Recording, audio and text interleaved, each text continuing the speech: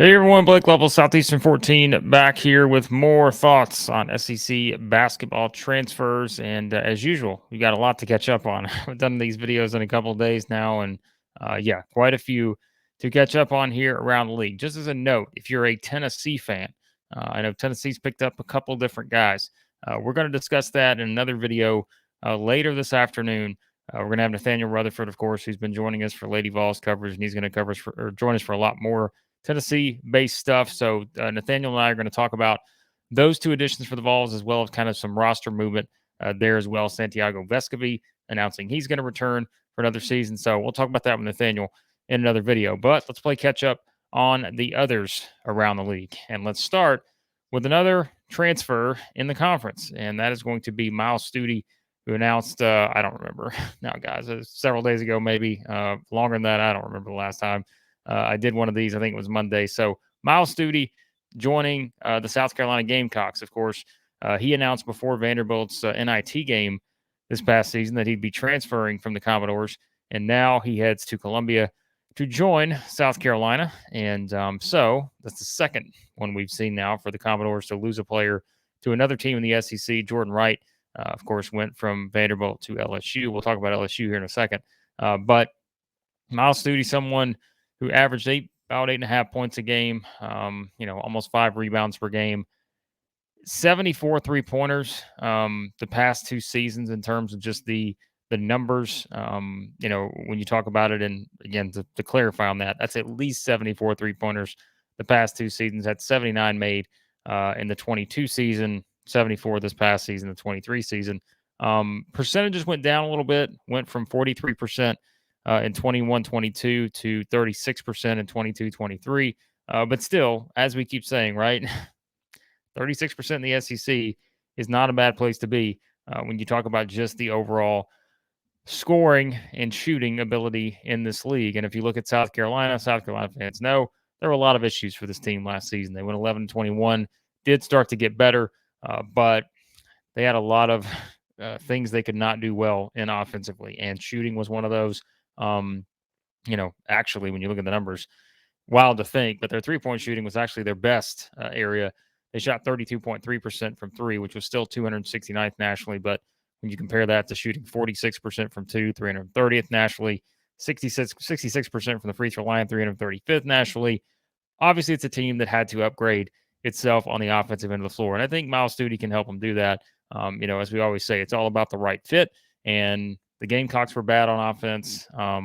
Stute, clearly someone who, look, we talked about this right in another video. You remember sort of Jerry Stackhouse's comments on, the Myles Stute transfer and kind of what led to it. And as I said, I thought that was one of the greatest responses from a head coach to ever sort of just address why a kid transferred and to be very transparent about it.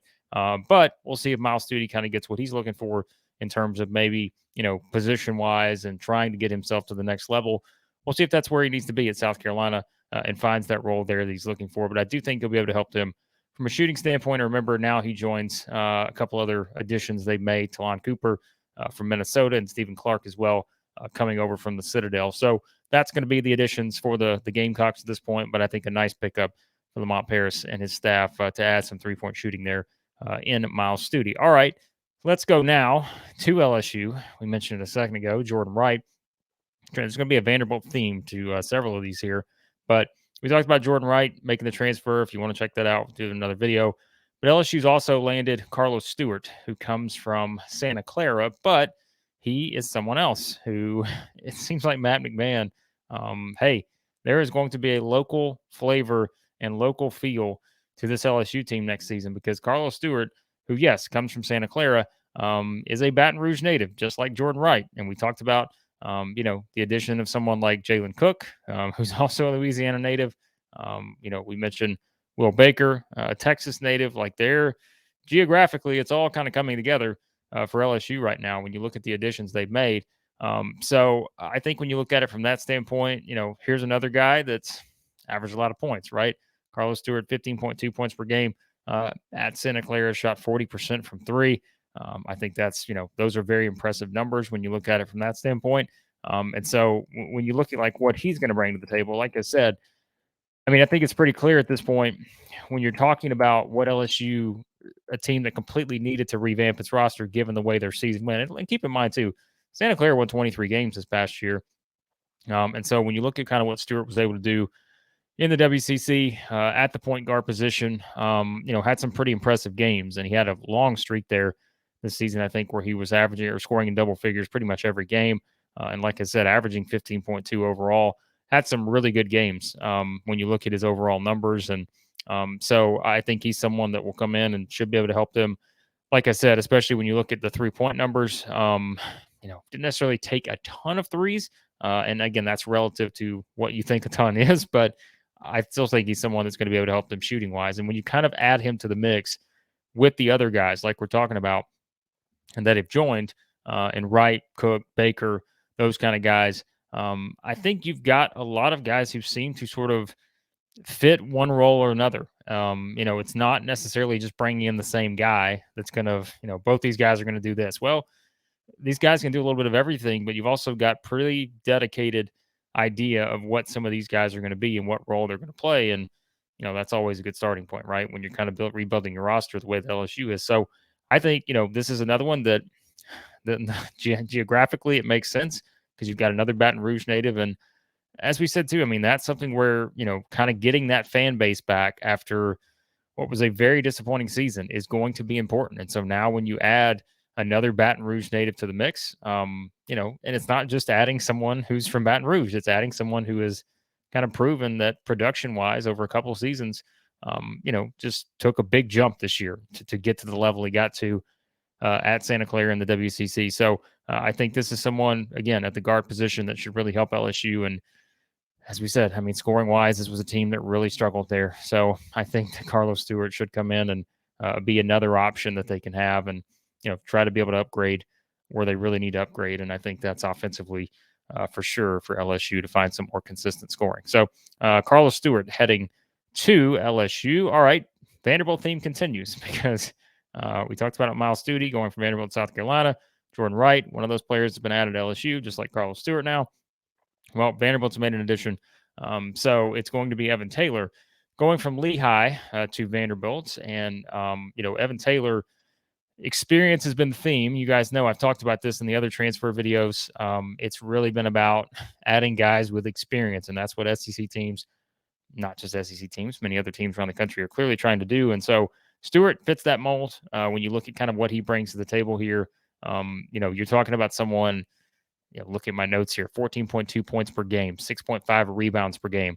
He adds size as someone at 6'6" who can play, in the backcourt, on the wing, at the perimeter, in the guard position. Like he is someone that kind of fits that mold that you look for in the SEC, specifically to have someone that can do that. Basically started games all 4 seasons. It started every game those first couple of seasons, but really has been essentially a 4-year starter in that he has started games and a nice number of them over 4 seasons. Something else here that I was really impressed with when you look at what I think Taylor's going to bring to the table. And once again, we're tying in themes here, right? Shot 36% or better from 3 in all 4 of his seasons at Lehigh. So I think to me, that's the most impressive part when you look at kind of what he's going to add to the mix here. Someone who clearly, has a pretty good grasp of what he can be as a shooter.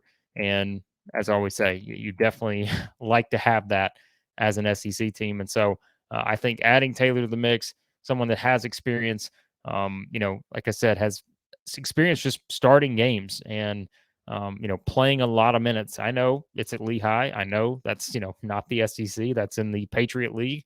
But I think there's value there. And let's be honest too. I mean, this is a Vanderbilt team, as we said, that's losing a lot of guys from a team that ultimately turned their season around, made a big run, had a chance to be right there in the NCAA tournament conversation, but have to essentially replace the bulk of their roster now. And how do they do that? This is one of those first additions.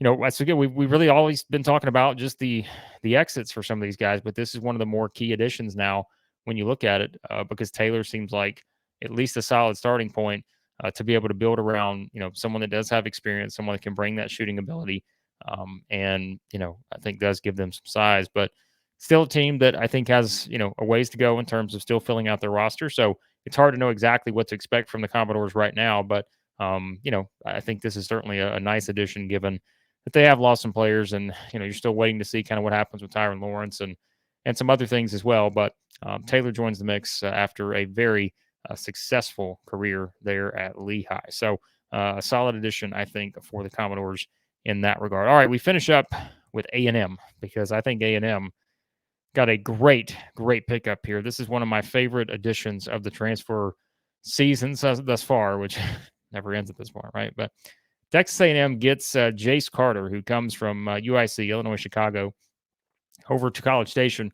And I just think, the first thing I have in my notes when I look at Jace Carter, first thing that came to mind as I'm studying this guy, Buzz Williams type of player. Like, he is a Buzz Williams guy. And I think it's always important when we talk about fit, all those things. This just seems to make so much sense. 16.6 points per game, 7 rebounds per game, shot about 46% last season at UIC. Adds defense, averaged about 2 steals per game. He's a 6'5", guard, second team All Missouri Valley player.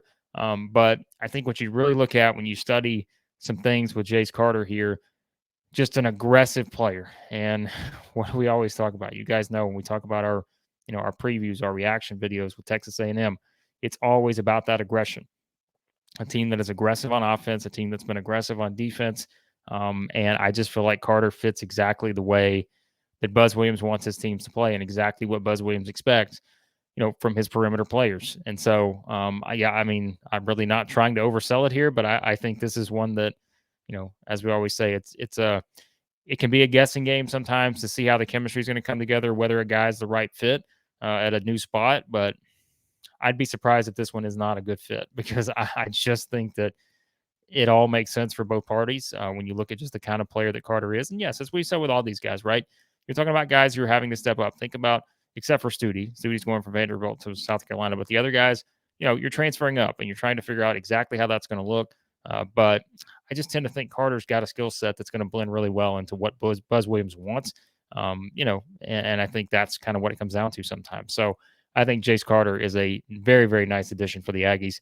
The first one for them that we talked about this offseason, the transfer portal, but I think a big one because he seems to have all the tools needed to really excel there with the Aggies. So there's some thoughts on some of the latest transfers in SEC basketball. As I said, we'll talk about a couple of big ones for Tennessee coming up in another video. Check out everything else we got on the channel. I've covered all the other transfers at this point, I think. If not, we'll get them in another video. So hit that subscribe button. Be sure to like as well. That helps us out. And a lot more SEC football, SEC basketball, SEC baseball coming here at Southeastern 14. We appreciate you guys supporting the channel as always, and we'll talk to you again here soon at Southeastern 14.